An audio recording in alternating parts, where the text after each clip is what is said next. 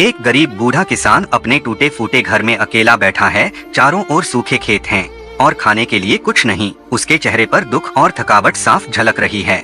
एक दिन किसान को जमीन पर एक घायल तोता मिलता है। वह उसे उठाकर अपने घर लाता है और उसकी देखभाल करता है। कुछ ही दिनों में वो तोता ठीक हो जाता है, मगर उड़ता नहीं बल्कि वहीं रुकता है। धीरे धीरे और भी तोते आने लगते हैं। तोते अब किसान के साथ खेतों में रहते हैं। खेत हरे भरे हो जाते हैं। लोग किसान को पंछियों वाला बाबा कहने लगते हैं।